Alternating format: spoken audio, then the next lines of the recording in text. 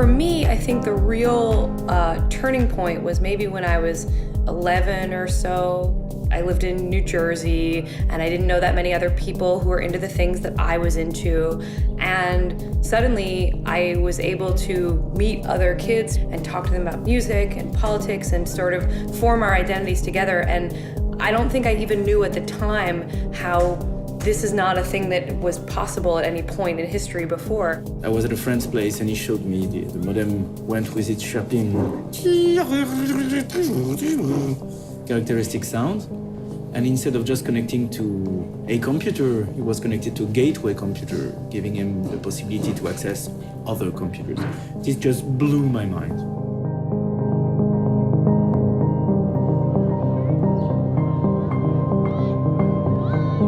And the simple fact that they could have, forums or blog discussions with people across the world, I thought that it was really magic. I think what you're seeing now is both, different levels, both from the governments and the companies, but also from the individual users, a growing awareness that, it may be not such a free space after all.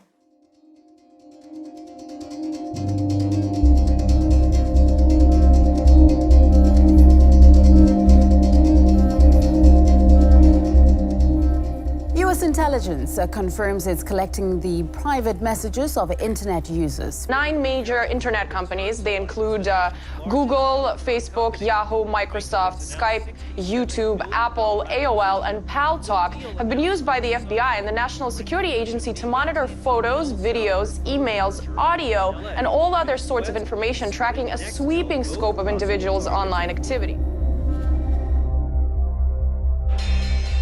After the first dot-com bust, some of the internet companies then there'd been this promise that the internet would be the kind of new economy, and they had thought that people subscribing to services would actually be the way they would make money. But as we found out, nobody was willing to do that, and people really wanted to visit websites and have services online for free.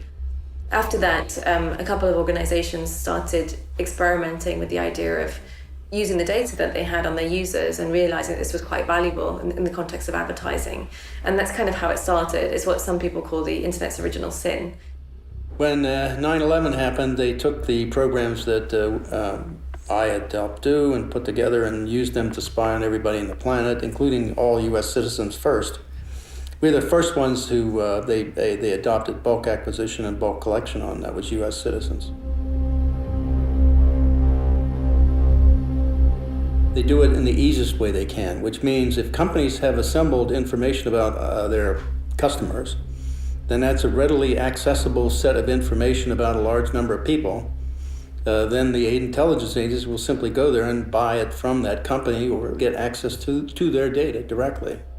It's a kind of surveillance that is rather invisible to the person, and that is at the crossroads of public and private actors. And that is nested in our everyday life through our everyday services, you see? So it's much more, I would say, difficult for the people to identify that they are object of surveillance. Putting yourself, tons of personal information online using Facebook, Instagram, Twitter, whatever, people don't really realize the danger when it comes to that. But people have instant benefits. It's immediate, it's granted, and it's free. So it's easy. And it's very difficult to balance something that is free, easy, enjoyable, with something that might be dangerous in a hard-to-predict future.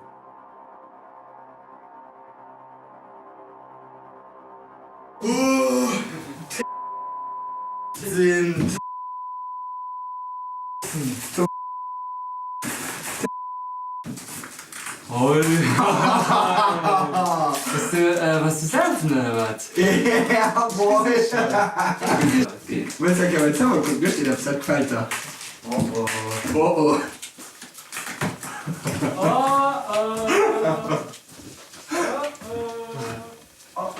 Moin, danke, ich staunert. Einfach zu checken, was du weißt einfach. Detail ist ein Filter.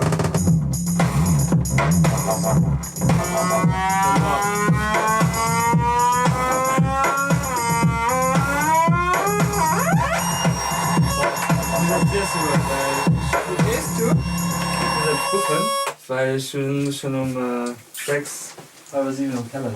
Frag, wen ich spiele dir. Mal rede.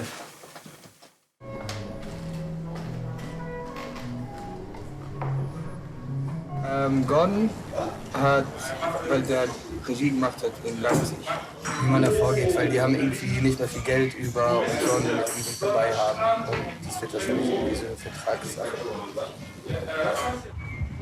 Jo, nee, das ist super. Jo, bis bald. Ciao. Without a doubt, the most I'd say aggressive data collector is through the mobile phone, because we're taking it with us in the things that we do. And when this acts kind of like a tracking device, we're leaving data traces that not only indicate things like services that we're accessing, but also where we're going, what our behaviors and patterns are. What you can see very quickly is things like, when does that person often go to bed? Are they traveling? Do they call if they're traveling, do they call their partner every morning? Do they call them in the evening? Did they go out for dinner? Who are they talking to? Who are their the social graph is called, meaning the circle of people around them. And so there are different ways that people are then profiled or categorized on the basis of their behaviors. Another thing that's happening is that people, again, through their social media use, are being profiled in terms of maybe their political affiliations, their religion, their sexual orientation, these kinds of things. There's the companies that we're perhaps not surprised are collecting our data. So for example, the news website we go to, or maybe the use of Google, that kind of thing. But then there's the companies that are tracking our data that we don't see, that we don't kind of choose. So for example, when we're looking at a website for the news, there'll be lots of other what are called third-party trackers. Those third party are present, some of them, are present nearly 100% of your navigation. This means that some company that you have not actually endorsed to be present in your navigation, you have not chosen actively, they are still looking what are you doing. And that is present on entertainment, pornography, healthcare, news. This is what some people call the data brokering industry. Some of the most, I'd say, the growth areas there are things like online dating or websites discussing health issues, for example.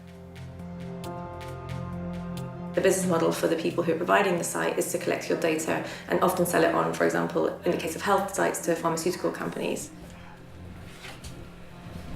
So you checked her out now. Yeah, at least I have some impact. So what is she doing? Is she fine? Let's. Yeah, Yeah, I think so. We can check. I think we posted a picture 5 minutes ago. And right now too. Yeah, that's just very. Hallo and Maxwell.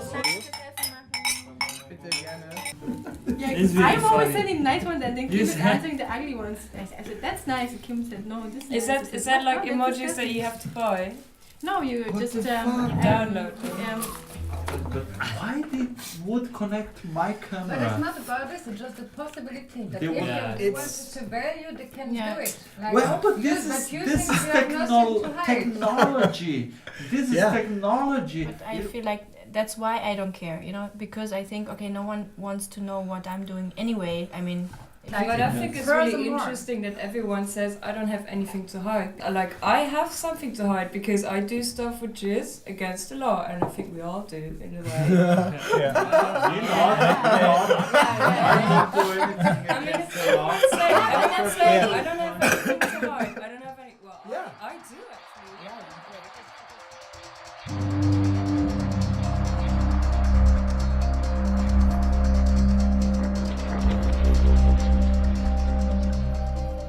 I think it's kind of a difficult question. The process people go through in, I think, justifying their use of technology in terms of this business model of, okay, I get this for free, I give over my data, and I have nothing to hide, so why do I care? And maybe it's a bit creepy, maybe it's a bit strange, maybe I get certain adverts sent to me, but it doesn't make any difference to me. And I think that means that for people like us who try to argue something different, that we should care about these things, it's quite hard to break that barrier. Part of the reason I think this is that how quickly people are ready to volunteer that. It makes me a little suspicious, that they're like, no, I have nothing to hide, clearly. And really they're thinking, maybe I'm a little worried about this.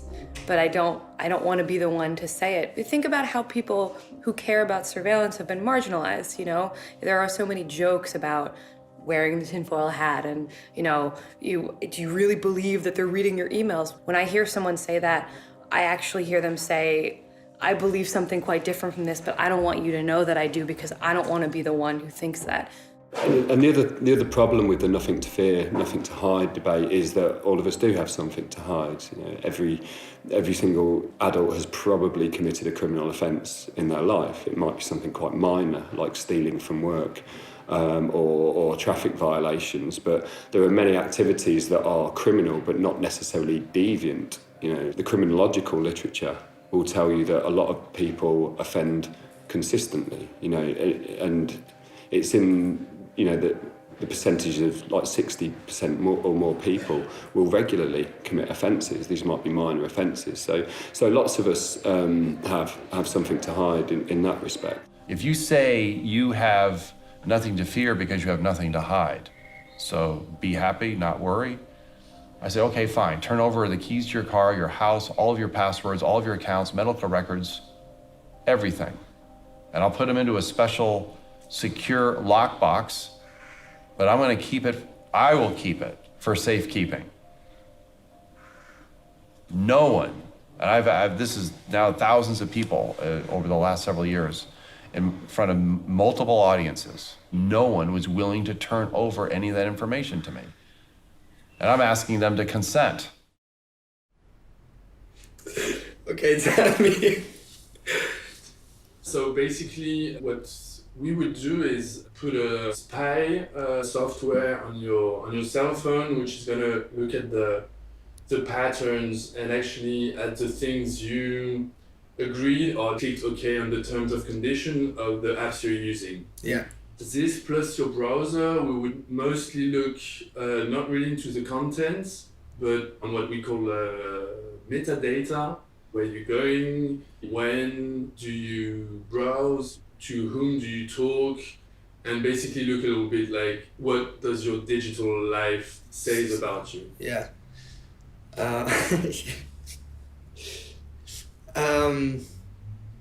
Is it like my computer and my cell phone? Yes. Tracked? Yes. Okay. You know a bit how I am, and I don't really give a shit.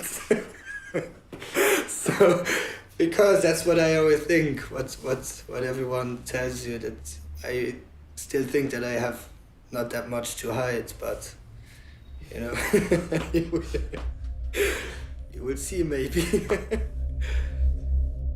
In a few years, there will be some serious drawbacks coming. For example, if you take the insurance industry, Facebook just released an algorithm that is able to give you some rating, some sort of credit rating, which is kind of weird when you think about it, but totally normal in terms of big data.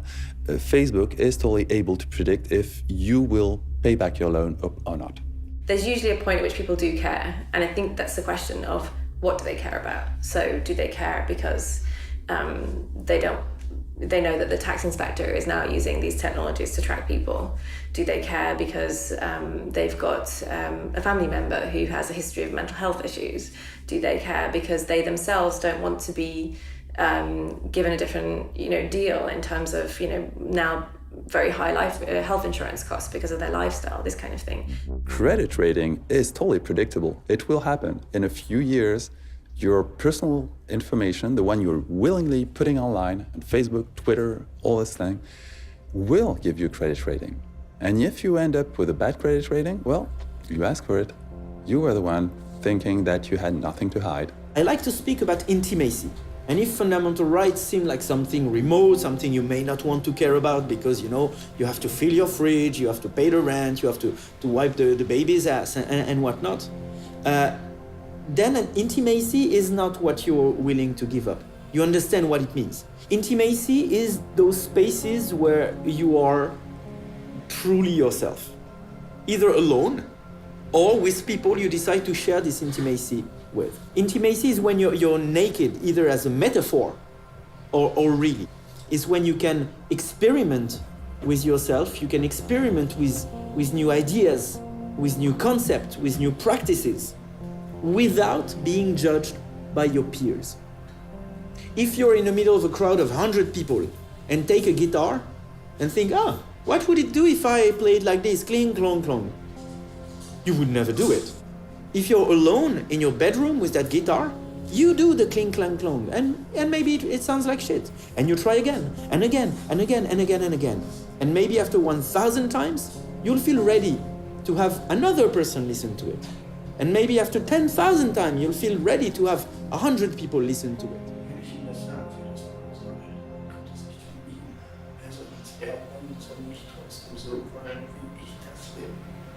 Der andere soll einen einfach mal wollen.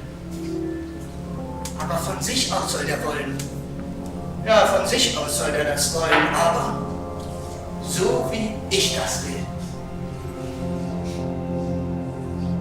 It's because you have an opportunity in your intimacy to experiment without being judged. That you can make mistakes with no cost. It's because of that you can develop your personality. This is what we are being robbed. People don't really think of these things. I think also they don't realize that their situation may someday change. You know, today you might feel like you're not a very political person or your life is not very exciting.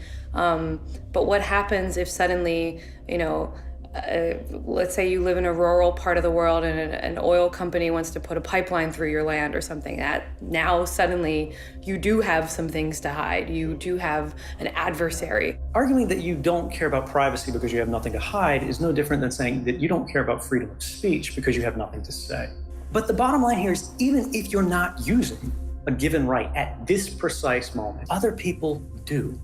Saying that you don't care about a right because you're not using it personally is the most antisocial thing you can possibly say.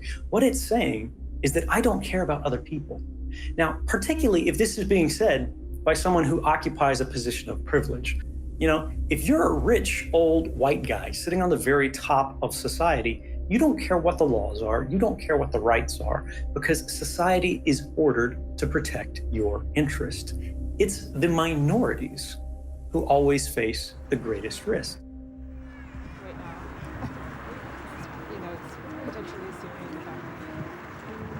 I saw my mom and my grandmother go through some really tough experiences.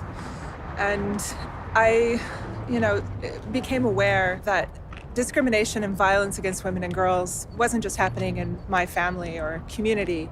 And I decided that I wanted to work on these issues. And it wouldn't be unusual for a human rights researcher to become a target even of US surveillance. I'm someone who has interviewed not only Somalis and Egyptians, but also Iraqis, Afghanis, Yemenis. So, the people that I interview typically are coming from populations of extreme political interest to my own country, to the US. In context even of the war on terror. And I do think that it's, not only plausible but probable that I became a target of US intelligence interest, not just because I'm a human rights researcher, but after doing this research with Somali girls and uncovering instances where girls named Americans and Saudis as so-called clients of sex-trafficked refugee girls in Djibouti. What we see in different countries around the world is the political situation and the sort of political agenda changing quickly. So something that's okay now to talk about might not be okay in 3 years' time. If you combine a drastic and very disruptive technological progress and this soon-to-come political disruption, you will end up in a short time period in something so different that any kind of prospective effort is really, really difficult to make.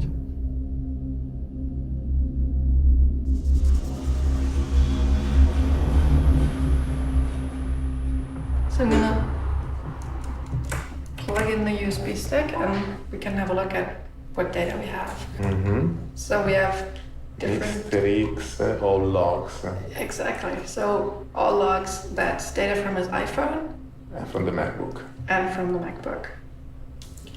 And from the MacBook, we have his browser history. So from his laptop. And from the iPhone, we have lots of different data sources. Ah. So we have GPS data, we have an overview of all the apps he has installed, we have his browser history from his iPhone. We know who he called, who's in his address book. We have his Facebook messages, SMS, Skype messages, WhatsApp messages. Damn. Yeah, so we can I feel bad. kind of see what apps he used. So I'm a data analyst, which means I work with databases and I analyze data to usually find fraud or suspicions of fraud on the data. And I'm gonna apply my skills here to, well, first of all, to identify patterns in the data, to see who misacts is what he does regularly, but also to find things that are unusual in the data. My goal is to correlate the different data sources to see whether there are any patterns between the different data sources. I was dedicated to do privacy analysis on the mainstream website. So understand which are the third-party trackers present in the website. I will try to apply this analysis also to the browsing history of Mr. X. The point is, it's collecting data on that scale on everybody in a country presents the opportunity for the government to go really bad. They just don't understand that. Now, people in Germany who have experience with totalitarian states like the Stasi and the Gestapo and SS, they have living memory of what it means to have that kind of information in a central repository for central government to use. And it's only a matter of whether or not the government is favorable to democratic principles or not, as to whether or not they become totalitarian or not.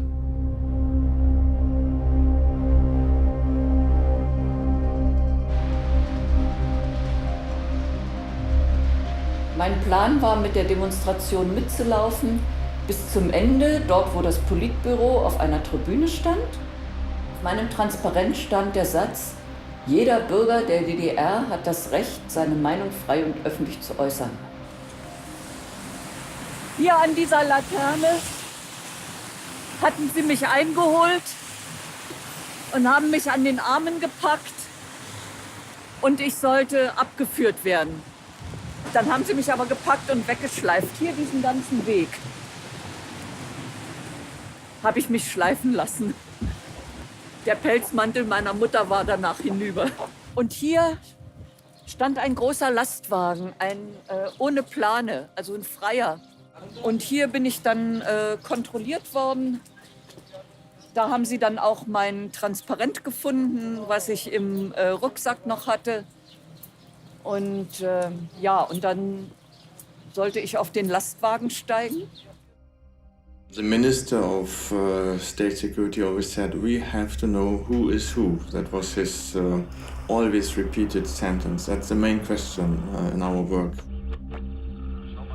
I spent many, many years listening in on East German communications. And so the motto was to know everything. And at NSA, the mantra under Keith Alexander, director of NSA, Keith Alexander, was to collect it all. Well, part of what's to me is collect it all to know it all. And if you know it all, then guess what? Who is who? That means who is thinking what. This was very important because the Stasi wanted to influence people and to stop political activities before they started.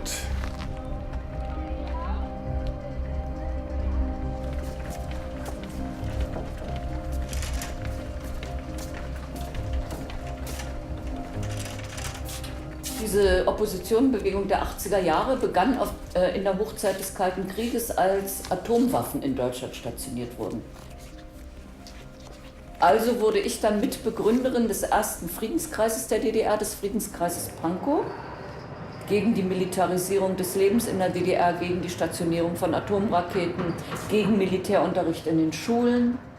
Ich habe ja dann 1982 auch einen der ersten privaten, sozusagen Umweltkreise gegründet, der sich immer in meiner Wohnung traf.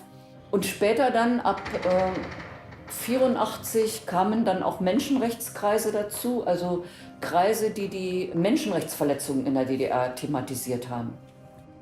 I was in the Stasi archives this past year, and it's quite something seeing row after row, file after file, thousands upon tens of thousands paper-based, which in itself had been the system for keeping track of all that, the system for indexing had gone through several iterations, and they were actually moving, even the Stasi were moving in the 1980s to computer-based systems. Tonbandmitschnitt hier. Hier ist ein Tonbandmitschnitt. So sehen die dann aus. Ja? Da ist bei einer Veranstaltung heimlich ein Tonband mitgelaufen von der Staatssicherheit. Und die Staatssicherheit hat dann dieses Tonband abgehört und hat aufgeschrieben, was ich auf dieser Veranstaltung gesagt habe. Es gab aber auch Abhörprotokolle vom Telefon, weil ich für die Stasi wichtig genug war, meine Anrufe abzuhören. Also das ist hier ein Maßnahmeplan der Staatssicherheit, Plan zur Zersetzung zum OV-Virus. Virus ist der Name meiner Akte. Operativvorgang Virus. Mit dem Ziel, den Einfluss, die Aktivitäten und die Teilnehmerzahlen des Friedenskreises Pankow zurückzudrängen und die führenden Personen des Friedenskreises zu verunsichern, werden folgende Maßnahmen der Zersetzung vorzuschlagen.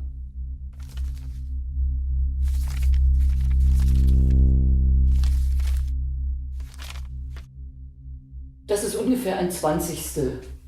Also ich habe zwar 20 dicke Leitsordner und dann noch ein paar kleinere Aktenteile, die man irgendwo gefunden hat. Ich hatte ja insgesamt 49 inoffizielle Mitarbeiter, die über mich berichtet haben. Im Laufe der Jahre 49, da war ich ziemlich erstaunt. Und Virus, den Namen finde ich auch interessant, ja, den die Stasi uns gegeben hat oder mir gegeben hat. Ich bin also diejenige, die zur Erkrankung des Systems führt. Ne? Fantasie hatten die Jungs schon. Ja. Wolfgang Schmidt was looking at the NSA. He's a former lieutenant colonel in the former lieutenant colonel in the East German Stasi. So he was looking at the NSA surveillance program, and he said, to us, meaning the Stasi, this would have been a dream come true. In Western democracies, if you're talking Germany of today, or if you're talking the United States of today, it's not a police state. But the mechanisms, the instruments of power necessary to affect that are essentially all in place. The only difference really is those in power. And you then have to trust and depend on your leaders to be focused on more democratic ways of life and supporting that. And you can't guarantee that. I mean, no one can. So in the United States, they say it can't happen here. Well, I'm sorry, yes, it can. It seems that it never sleeps. Wait, so because you have data points like every few minutes, all night for 2 days in a row. Maybe that's his lifestyle, but...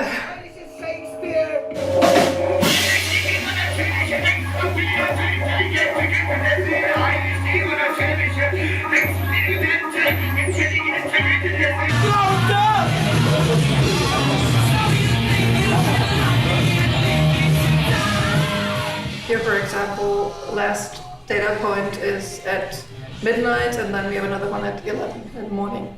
So that would make sense. So maybe it was really just that he didn't sleep for 2 days in the beginning. And then as I recovered with 11 hours of sleep.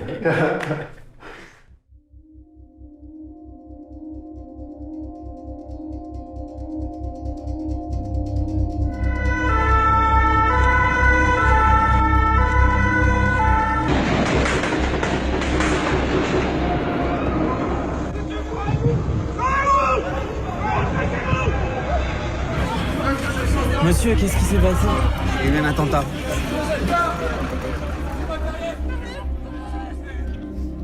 French MPs have approved a bill which would give intelligence services their most intrusive domestic spying abilities ever, with little judicial oversight. The move comes in the wake of the Charlie Hebdo attacks in January.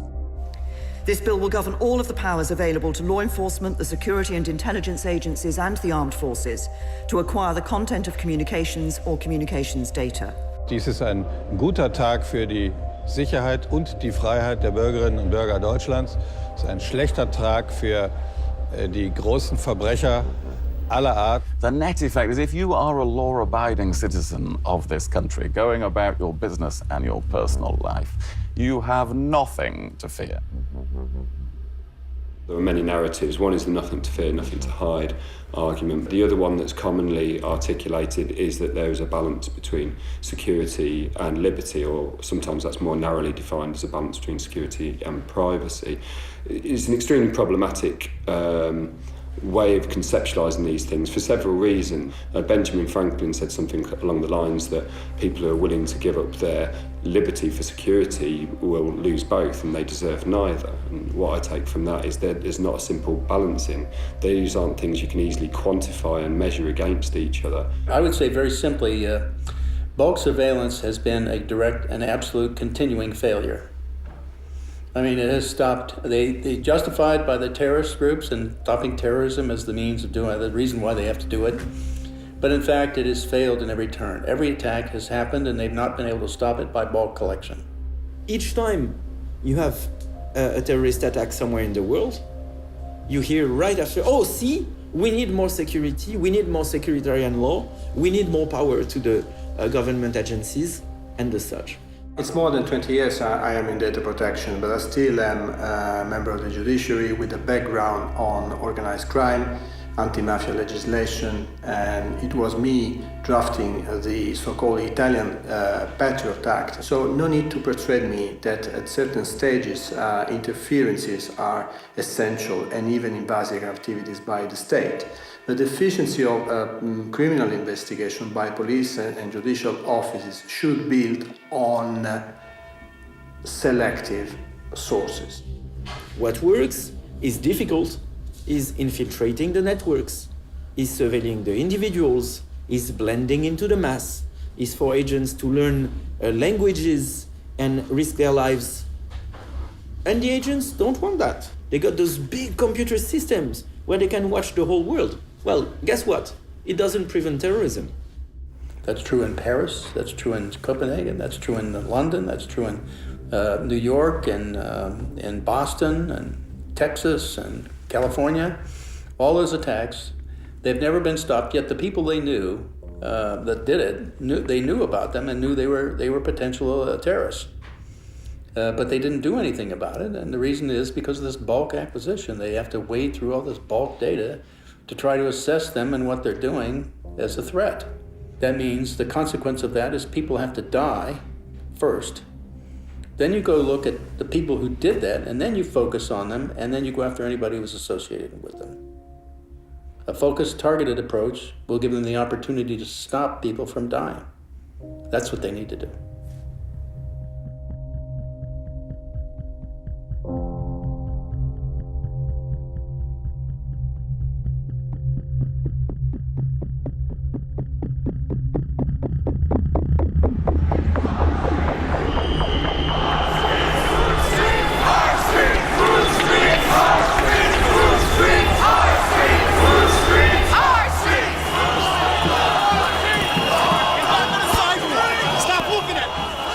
The documents that we got show an enormous depth and breadth to the level of surveillance against the Occupy movement. The FBI is using domestic terrorism authority to go after the Occupy movement and collect information on people and on a movement that they acknowledge throughout the materials is a peaceful, nonviolent movement.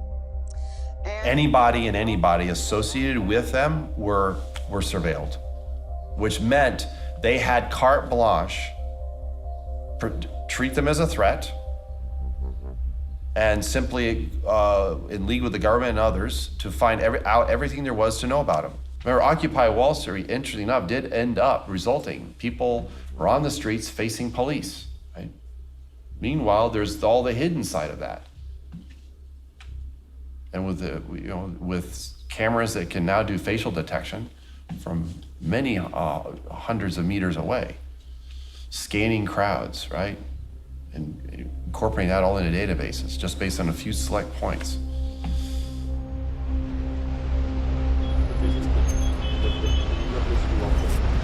Donc là, si tu regardes par exemple, là où j'ai vraiment toute puissance de la filature, c'est juste là, avant le panneau là. Donc il y avait le type avec sa capuche.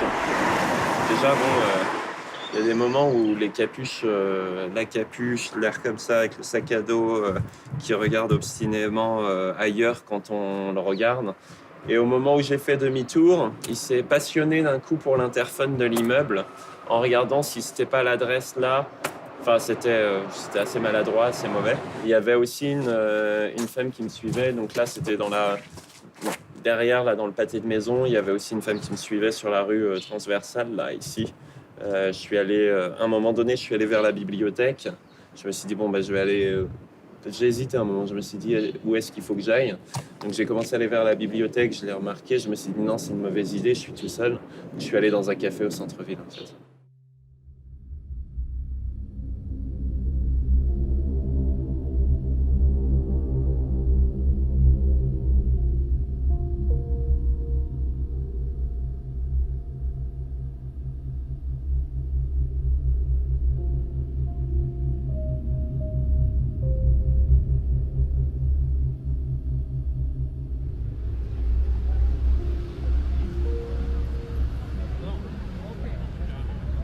La COP21, moi j'étais investi depuis plusieurs mois sur les processus d'organisation de la COP21. Donc en gros c'était toutes les questions logistiques et moi j'étais un peu dans la commission juridique de soutien aux manifestants. Donc c'est des dispositifs quand il y a des grandes manifestations qui sont mis en place pour faire le suivi juridique des manifestants en fait. À partir du 13 novembre et la déclaration de l'état d'urgence, nous, notre premier réflexe a été, de se dire, ça va être vraiment très compliqué, la COP21. 2, de se dire, mince, qu'est-ce qu'ils vont pouvoir utiliser contre les militants? Parce que déjà, le 20 novembre, on s'est posé la question très sérieusement de quel dispositif, et on s'est plongé tout de suite dans la loi d'état d'urgence pour savoir quel dispositif pouvait être utilisé dans le cadre de l'état d'urgence contre les mobilisations de la COP21. Et l'histoire nous a donné raison.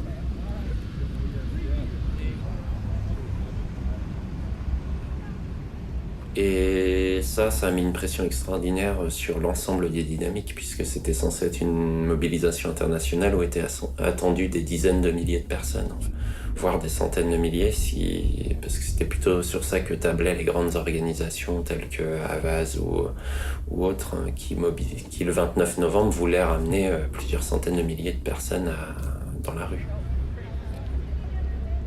When we see activists from Occupy Wall Street being surveilled with the very same tools of mass surveillance, when we see that activists in the US, because they're Muslim, are being surveilled, when we see in France that state of emergency is used against ecology activists and all kind of activism, we have a demonstration that anti-terrorism as a way of governance only leads to injustice, only leads to undue abuse of power. So you understand why the state wants to send examples, right? They don't have to have entire segments of the population being obviously outed, right? They just have to keep track of them. And those that are a bit more let's say expressing themselves, let's say a bit more questioning about authority, well, they're the ones we're going to pay a little bit more attention to, especially if they organize, especially if they associate. La note blanche, c'est toutes les petites notes cumulées que les agents de renseignement prennent sur le terrain. Par exemple, là, je vois animateur du camp de Bure. Donc effectivement, pendant 10 jours, il y a eu un camp un village organisé à Bure, dans l'est de la France, contre un projet d'enfouissement de déchets nucléaires. Donc ça rassemblait 800 personnes par jour, et c'était en lien avec les associations locales, ça a été construit avec les habitants du coin, ça a été construit avec énormément de monde. Donc de ne retenir que il y a eu des actions, de le superposer à il a animé des réunions, c'est comme si j'avais organisé ces actions en fait. On met ça dans la note blanche, Je participe à la mobilisation, je fais partie du collectif de soutien à la lutte de Notre-Dame-des-Landes contre la construction d'un aéroport à Nantes. On avait organisé juste un petit rassemblement spontané à la station Notre-Dame-des-Champs à Paris. Et ça, c'est faisceau d'indices concordants. On n'a pas de fait, on n'a rien, pas d'accusation. Et pour cause, j'ai un casier judiciaire vierge, il n'y a pas de fait en fait. Ça montre vraiment qu'à la fin, on construit une figure de l'ennemi intérieur, de la personne qui va menacer les institutions de l'État. Et c'est ce qui se retrouve à la fin, quand c'est écrit que l'intéressé participe activement depuis plusieurs années aux actions menées contre les représentations de l'État. Voilà. Et à la fin, on a ça. Et cette feuille-là, quand un juge il a ça, et ben, il part du principe que ce qui est là, c'est suffisamment convaincant pour qu'on ne remette pas en cause la version officielle, en fait.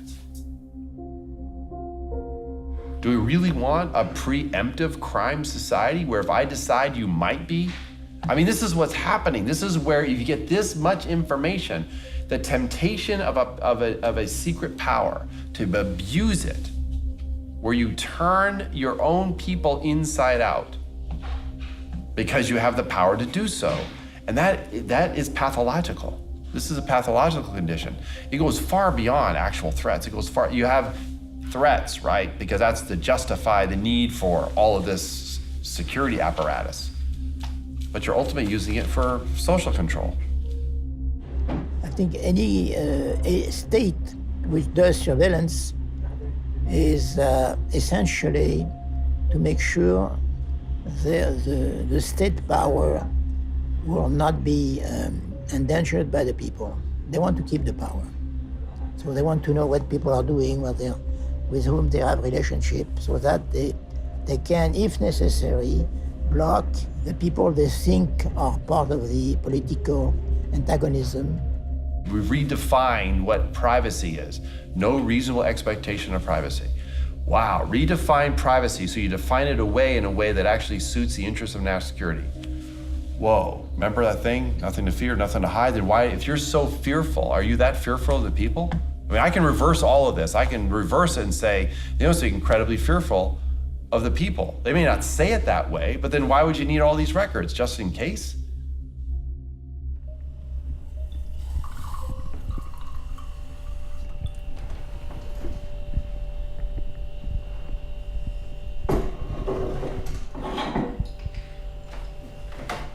Ich bin persönlich von Überwachung betroffen gewesen, weil mein Freund André Holm seit 2006 beschuldigt wurde, Terrorist zu sein. André ist Soziologe und beschäftigt sich mit dem Thema Gentrifizierung in Berlin sehr viel, schon seit vielen Jahren, und hat viele Texte veröffentlicht als Wissenschaftler, auch als Aktivist, weil er sich für Mieter und Mieterinnen in Berlin einsetzt. Das BKA hat zu dieser Zeit nach einer militanten Gruppe gesucht, und weil sie die nicht gefunden haben, haben sie irgendwann die Texte unter anderem von André mit deren Texten verglichen und haben dann ähnliche Worte gefunden. Ich glaube 7 Worte, die in deren Texten und in seinen Texten vorkamen: Gentrifizierung, Reproduktion, auch marxistisch-leninistisch, was für Wissenschaftler eine Vokabel ist, die nicht ungewöhnlich ist. Und das war der Anfangsverdacht, warum sie dann gedacht haben, es könnte sein, dass der die Texte dieser Gruppe schreibt, und haben angefangen, ihn zu überwachen. And this is where mass surveillance shows its true face of an instrument of social control. This is the main purpose, the main effect of mass surveillance, is to keep populations under the diffuse impression that if they say something, or if they do something that may make them look like they have something to hide, that may be something worth hiding, then people will know about it, so they better not say it and not do it. This is how it works in every authoritarian regime since the dawn of times. I think this is something that comes back to who we are as people. I just know from history, I know from my own experience, I know from even dark chapters in US history that the power of the state through instruments like surveillance, ultimately turn against the people.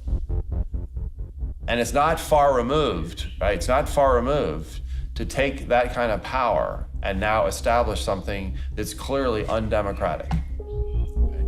And you begin, you in essence are treating all of your people as subjects, right? Not citizens. This myth of nothing to hide, when put into action, may turn individuals into perfect subjects of control, into subjects who accept control, who accept dominance, who accept servitude.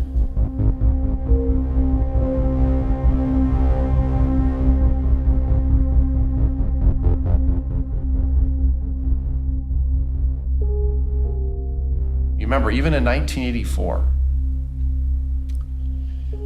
I mean, that's a novel that has become very real for me. Or even in Brave New World, which is another way of looking at this, okay? Sort of the bread and circuses routine, right? Here's the problem. If I say I have nothing to hide, I'm gonna come back to that because I have people in my network right now that will actually say that knowing full well what they say. Then where does it end? Because if you say in terms of electronic communications, I have no reasonable expectation of privacy, then where do I have an expectation of privacy?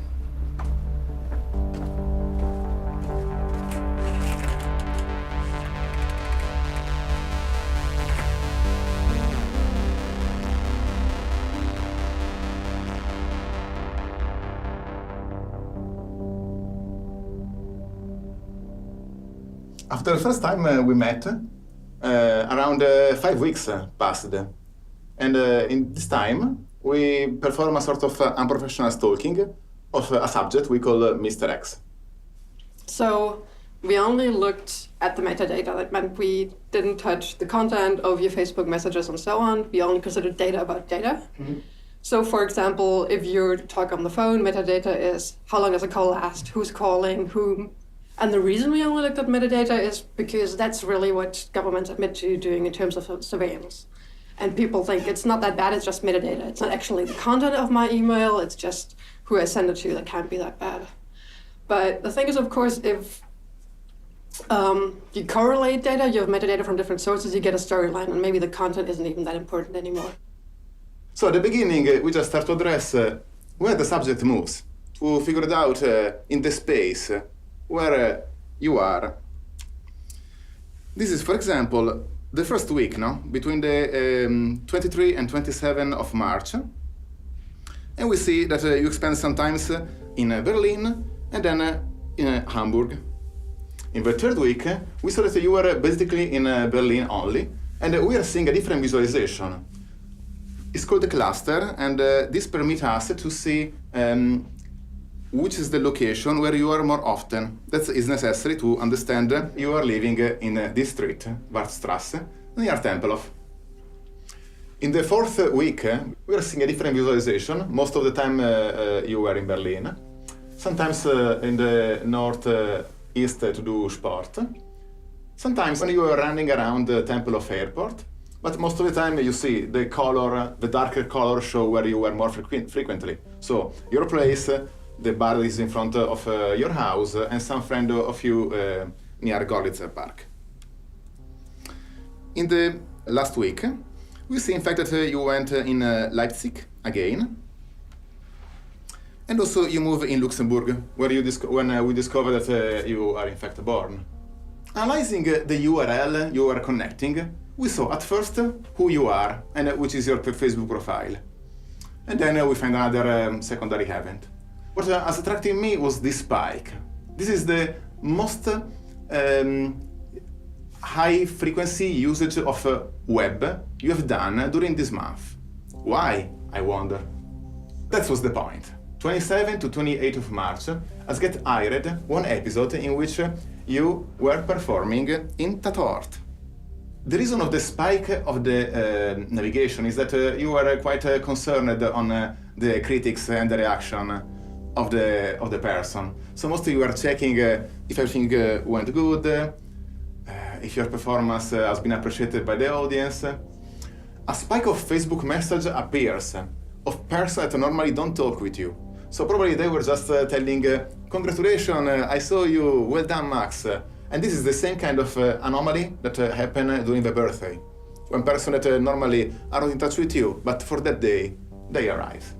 We saw that you were quite active all the night, until 6 a.m. at least, maybe with a couple of hours of stop. Another way to see anyway the metadata is just to synthesize and take some very peculiar moment of the day. For example, where you were between the 4 a.m. and the 5 a.m. So, where did you sleep last night? Mostly we see that are 2 days where you are in the towers. And if we unzoom the map at European level, we saw clearly the Hamburg and Leipzig, where you were for a couple of special events. Okay, so here's a quick overview of the data that we collected from you. You can see that it varies per day. We get a lot of location coordinates. So we did an analysis of what domains or what websites you visit when you surf the web. And that huge blue bar on the left that you see there is Facebook. So a lot of your web activity is concentrated there. You also go to some other websites, like you research travel, you Google some things, of course. You order food, you watch a lot of online videos, you watch some porn, you're interested in synthesizers, but still Facebook is like the thing for you. What's always really interesting is to look at people's Google searches, because usually you can learn quite a lot of what goes on in people's minds by looking at their Google searches. You did 83 Google searches in 1 month, and that seemed like not a lot to me. No. I did some research. I found that the average person apparently does 150 a month. Really? That's not much of Google searches, though. No. That's funny, yeah. Just to know, all the websites you navigated, for the 72% of the time, they include Facebook. What does it mean? When you are connecting yourself to a website, you feel that you are just doing a connection to a single host, and only one entity, one organization knows about your activity. In fact, there are other third party. There are many, at least between 5 to 20, depends on the kind of website. But in this case, the two most frequent are normally Facebook and Google. And Facebook was clearly aware of what you were doing, also if you were not in Facebook. We made this analysis mostly by hand because it's not our job. Once we've developed this tool, means that the next person, we have the data, we can create the same kind of output. So we have to think that most of the time the enemy, that can be a government or a corporate surveillance, when they develop the tool, that is for one person or for 1 billion is the same. I mean, I give you an example, my own example. I keep saying, what is it like? It's not a very good feeling when you get up every morning knowing that your own government is tracking you. They told me later, we knew when you got up, we knew when you left the house, we knew which vehicles you used, where you stopped, where you shopped.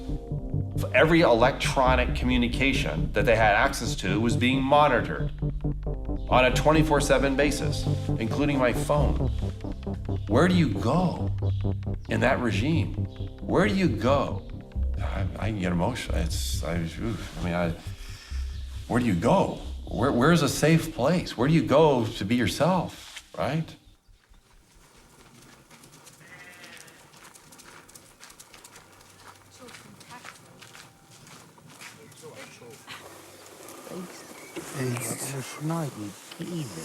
Natuur. Stress is natuur. Maar Allen, du hast du Kopfsprungruf gemacht, übertrieben. Maar ja, maar dat hebben we net wat Guck, met middag guck de Films. Maar ja.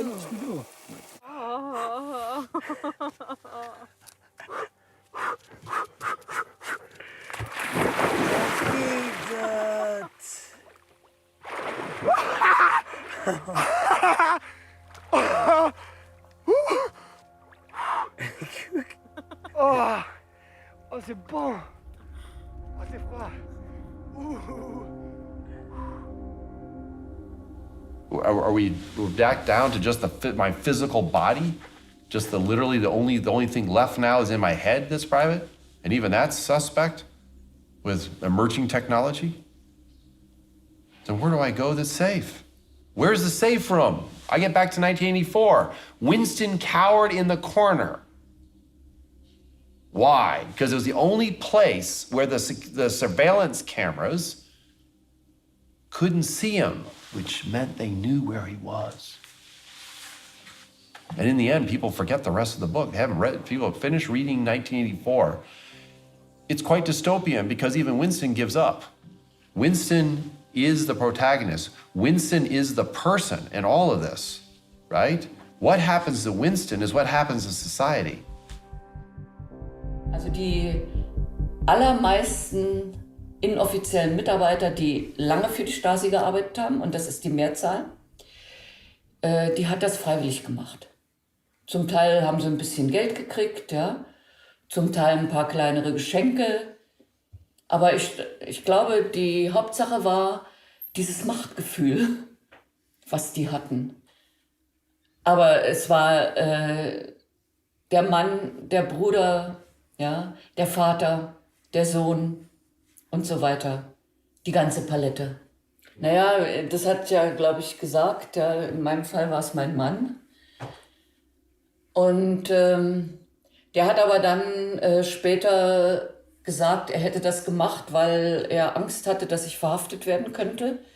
Und dass, wenn er mit der Stasi zusammenarbeitet, er das erfahren würde, dass ich verhaftet werde oder werden soll und mich dann davor schützen kann.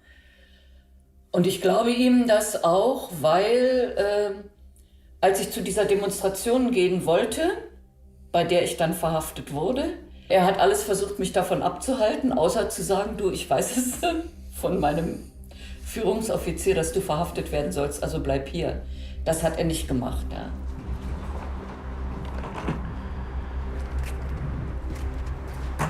C'est ça en fait le fond de la chose, c'est que beaucoup de gens se disent non mais il a sans doute cherché, il y a sans doute une bonne raison. Ils font pas ça sans rien, ils le surveillent pas sans rien. Il y a plusieurs personnes qui m'ont dit mais attends, si t'es assigné, c'est quand même que tu fais quand même des choses quoi. Enfin t'as bien dû jeter des machins ou t'as bien dû faire quelque chose. Et quand il y a une prise de conscience que c'est pas le cas, c'est là que la plupart des gens se disent ah merde, je pourrais être surveillé, je pourrais avoir des problèmes aussi. Et c'est ce qui s'est passé pour ma famille et pas mal de gens de mon entourage qui me connaissent, qui savent qui je suis et qui eux ont violemment pris conscience de ce que voulait dire la surveillance et de ce que ça pouvait entraîner comme conséquence en fait.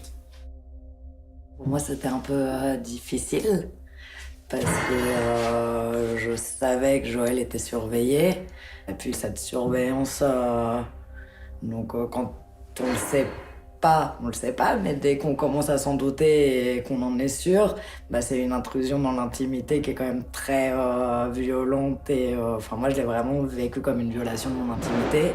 Moi ça m'a mis vraiment, je pense, une bonne semaine à me dire allez, faut que la vie elle continue et il faut pas rester dans cette paranoïa et cet état de psychose et post-traumatique. Vraiment. Et donc la plupart des gens se pensent à l'abri de ça.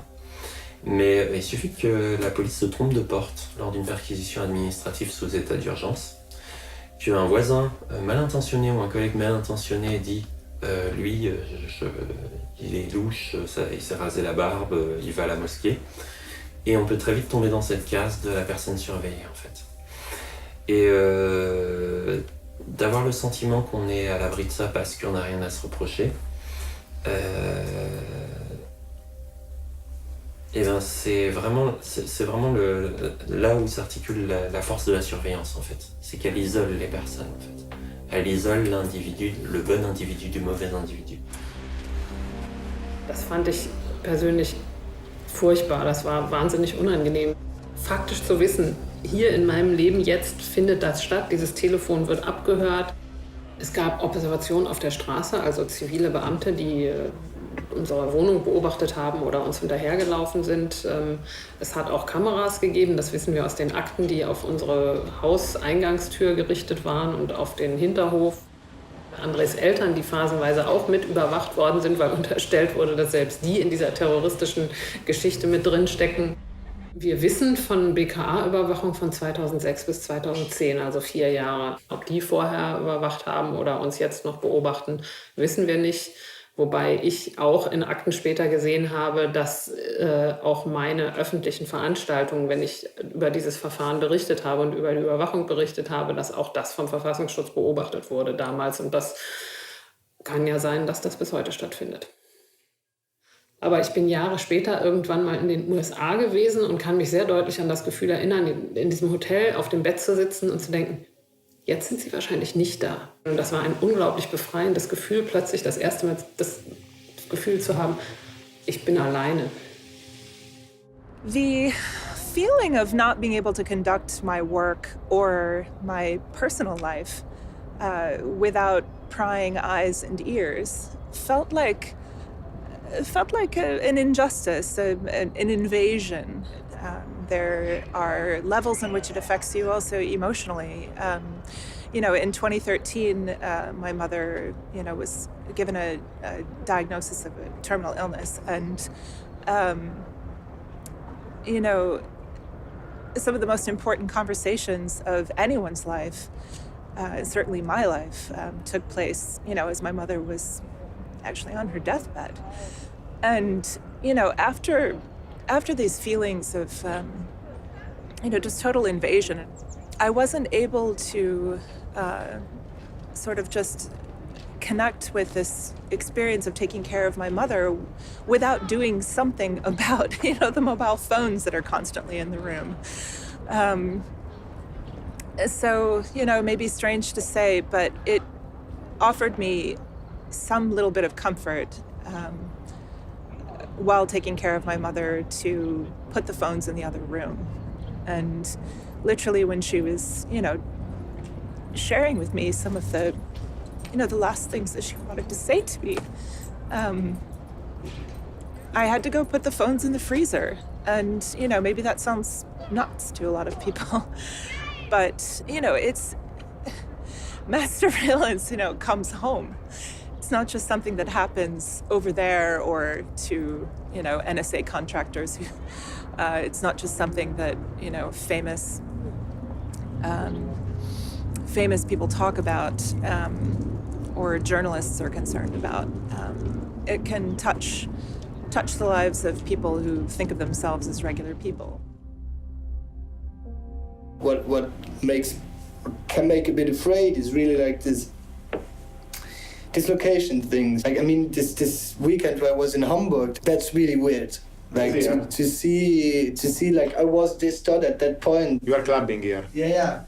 Those are things that is really, really personal stuff, where you don't want to share it with someone. I have kind of a conclusion, of course. Yeah. Working on your data for hours, you start to think about, who is that person, what are they doing? And from what I learned about you, what I saw about you, I guess that's kind of the image I arrived at, that you're like an active social person who's definitely not nerdy. There's nothing about politics, for example, on there, so I have no idea if you care about politics, and if you care about politics, like what your views are. That's crazy. But did you see that I'm a wealthy person on how I interact, or? We can guess from the social graph. So we don't know the person, but we assume that if you're in touch with a famous actor, implicitly you belong to certain kind of social circle.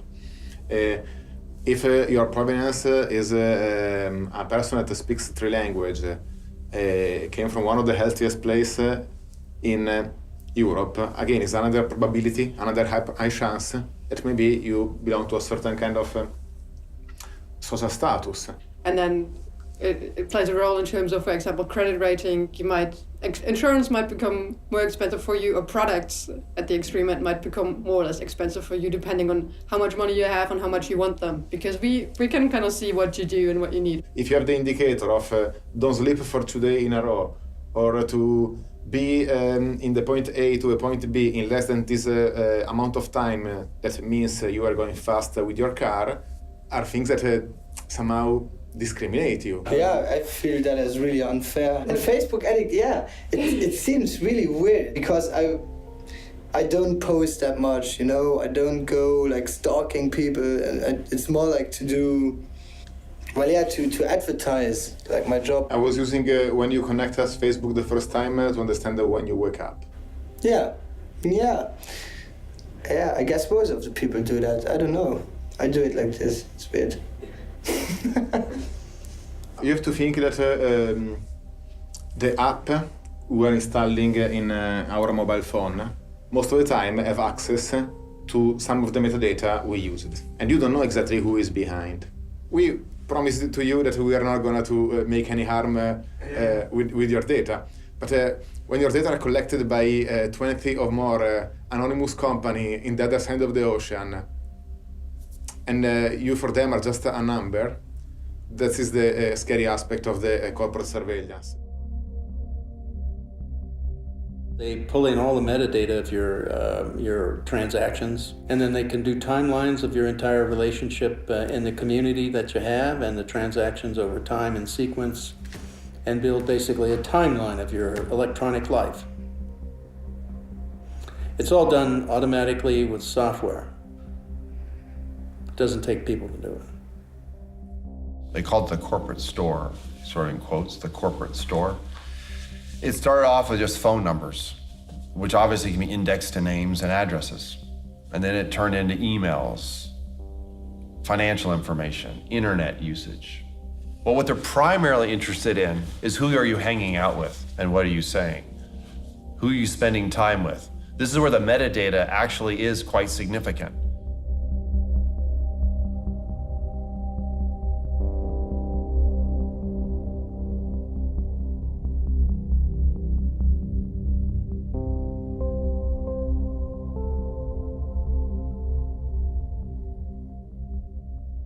My view on it has changed a lot though, because I saw exactly like what is possible and how far you can really go. It's hard to see it in front of your eyes, like all this stuff, all this data, and that someone talking about you, like that you never met before. Stuff like that. That was really weird. The most shocking for me was to see in the cinema like all these names appearing all over the place, like all my contacts of my phone, of my Facebook ranked like in different kind of actors, directors, friends, we don't know, maybe lovers, yeah, all this. And even they had a weird feeling because a lot of people came back and were really asking like, oh, how is the surveillance going and the movie thing, because I guess that's something that was something really, really weird for them to hear from me, that I'm next to them and I get surveilled like the whole time. No, for close friends or whatever. Like they were like, this is pretty. These questions, they came always back, like these questions of, was it really a good idea to do it, and do I really want to show my behavior on my phone or on my internet and everything. And I think it changed a bit maybe my behavior in that time, but I could not say really how. It was just a bit weird that I really saw that there were that less information, considering like Google searches, for example, you know. Those are things that were a bit like, hey, so what did I do actually this whole month? If you look down through history, I mean, the cases, most recent ones are the Soviet Union and East Germany. If you looked at the surveillance states that they had and how that worked, was people became very sensitive to being watched and monitored, and they were afraid to do anything unique or different that is adventuresome, to take a risk, right? That destroys that sense of the freedom to do that when you're being monitored. And so what that does is it stagnates the society. I mean, the society doesn't advance because there's no creativity and innovation. This is an impact on society that's huge, especially in a free society where we should be able to say what we want to say, especially in a private setting. And that's something that is oftentimes kind of done away with when they ask, you know, what's actually the damage? What's the problem? What's like your direct effect Where's the dead body, in a way, if you don't have privacy? And we oftentimes don't have a dead body, we just have a body that doesn't move too much anymore. If your legend, you have nothing to hide. If you try to make yourself believe you have nothing to hide, then you will speak like if you have nothing to hide. Then there are things you won't say. There are things you won't do. There might be people you won't meet. And this is all we lose collectively as a society.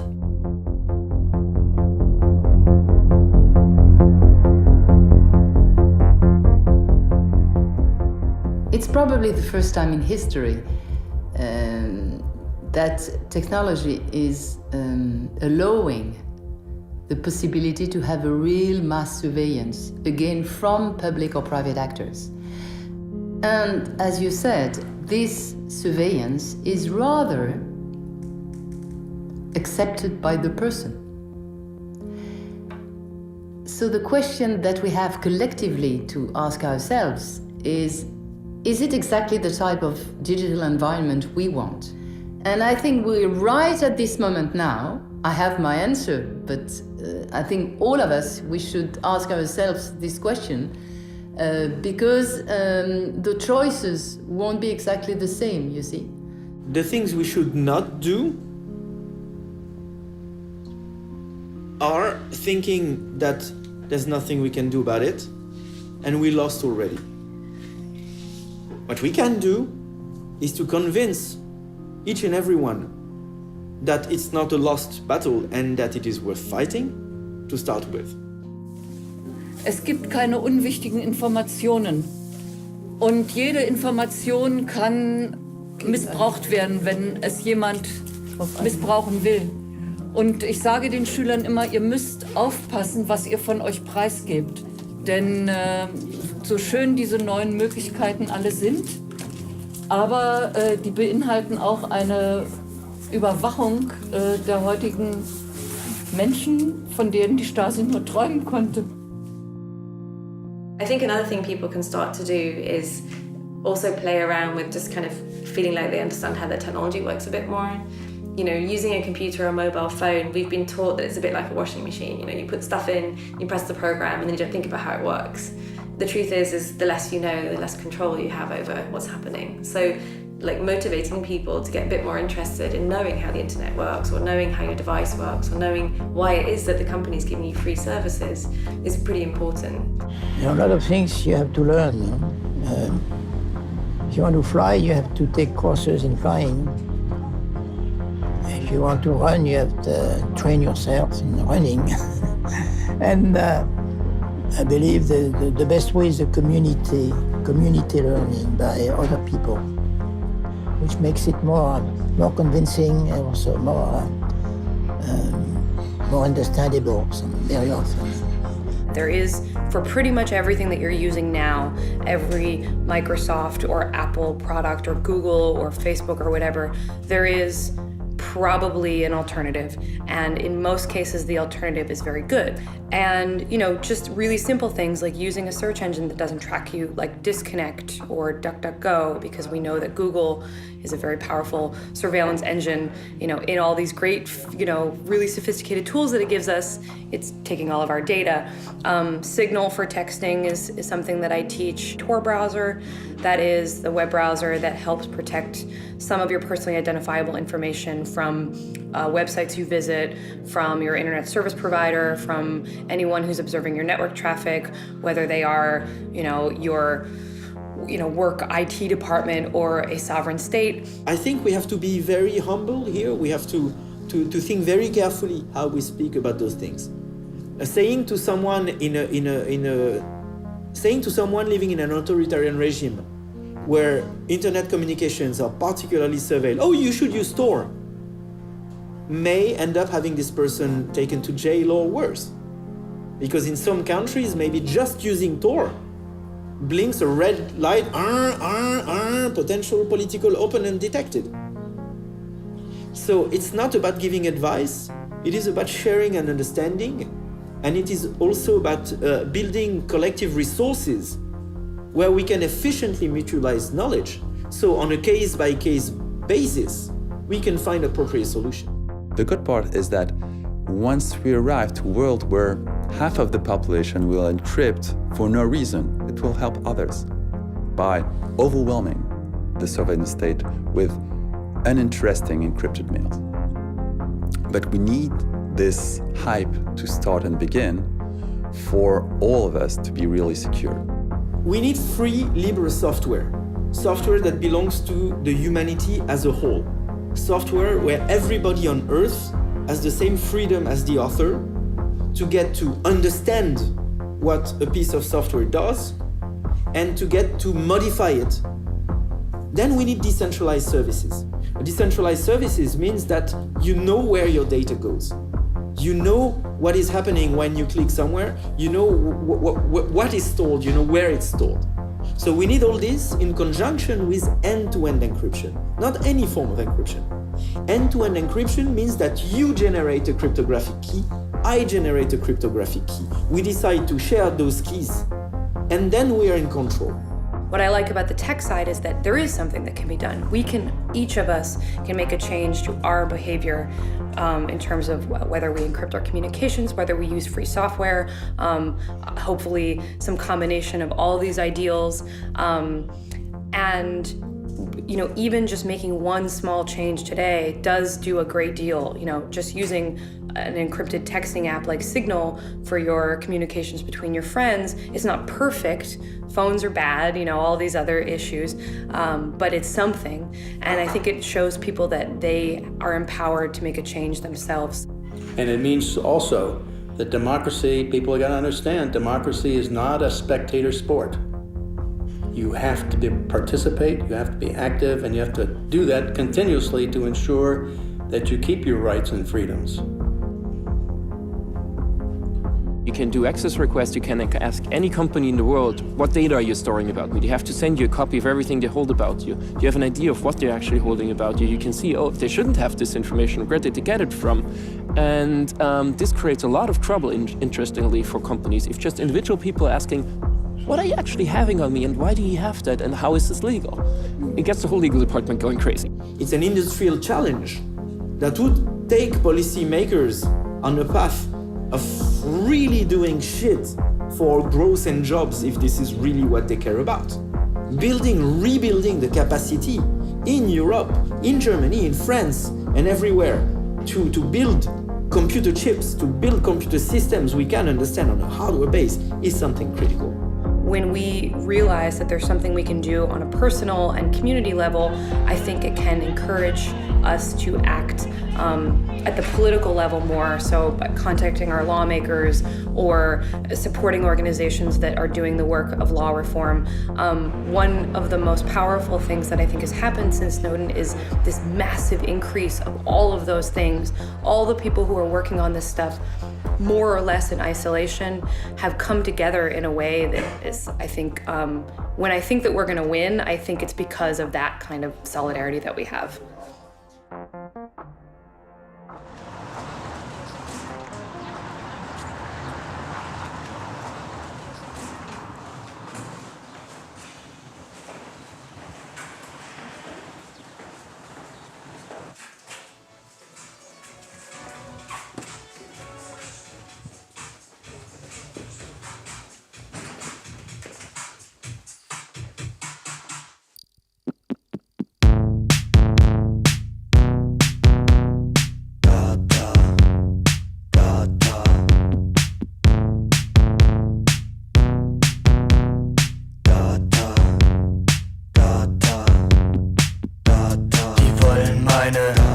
Ich geb denen meine, die klauen meine, sowieso. Die wollen meine, ich geb denen meine, die klauen meine, sowieso. Data ich, Data du, Data ich, Data du, Data ich, Data du, Data wir, Data ihr. Er greift nach dir, der Megadata-Wurm, im Netz versteckt, Metadata-Sturm. Er greift nach dir, der Megadata-Wurm, im Netz versteckt, Metadata-Sturm. Data.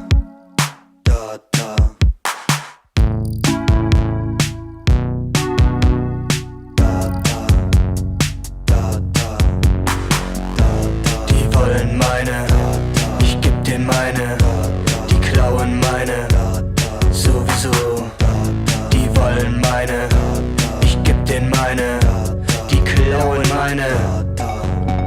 Er greift nach dir, der Megadata-Wurm, im Netz versteckt. Metadata-Sturm, er greift nach dir, der Megadata-Wurm, im Netz versteckt. Metadata-Sturm.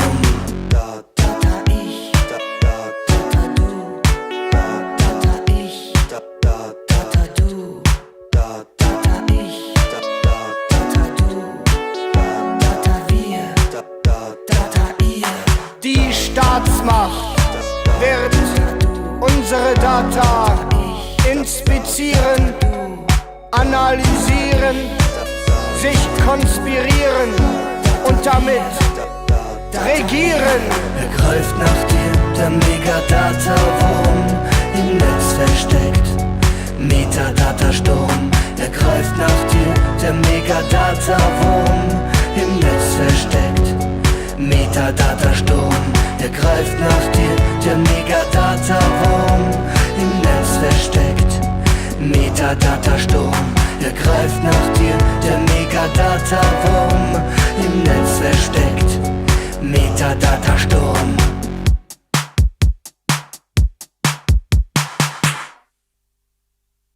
We saw that your mom calls you quite a lot. You're not always very good at picking up when she calls. I actually did the calculation. You're 30% less likely to answer your phone when your mom calls than when anybody else calls. But you're good. You always call her back in the end. I gotta call her back always, yeah. I gotta